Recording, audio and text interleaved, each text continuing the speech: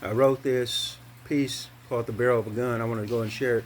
So many times in my life, I have looked down the barrel of a gun held by a young, anxious redneck protected by the banner of law enforcement. Freeze! Put your hands up where I can see them. These menacing words are etched into my brain. These words are not softly spoken.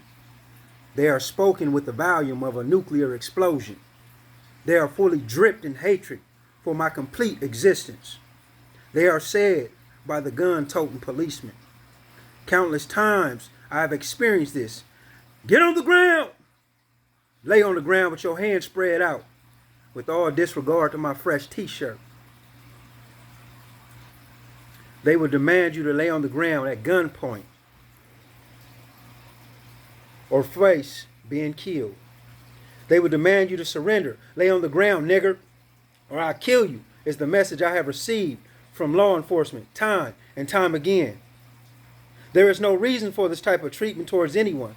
Yet, so many young black men know these familiar tactics used by law enforcement to terrorize the black community. No wonder I have a distrust for law enforcement.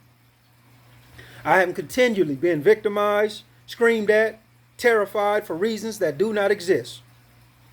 I have been disrespected in the presence of my mother, my family, my friends by this gun-toting menace. Has anyone ever considered the psychological harm the barrel of a gun has caused upon me individually and upon the black community as a whole? I am completely traumatized. I fear that any time that gun-toting redneck decides to abuse his authority or power, that my life is then at stake. It's either submit or be killed. This makes black men feel worthless and angry at the injustice. I have been unarmed. I have been completely respectful, and yet the man approaches me with a gun. My situation or experience, I believe, is the black experience. I am not unique. They put a gun in your face, force you to surrender, then restrain you in handcuffs.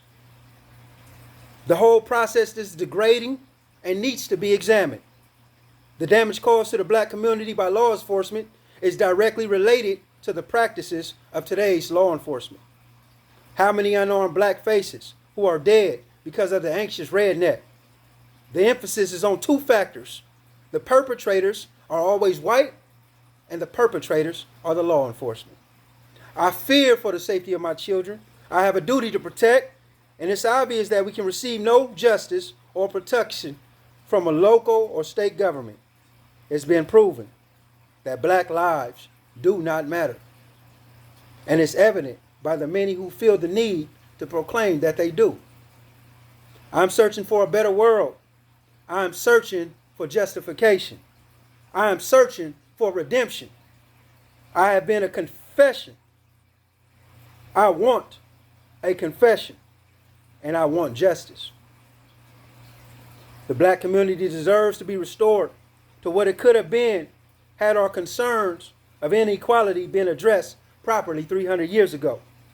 But instead, for the black boy growing up in America, he should be prepared to live life looking into the barrel of a gun.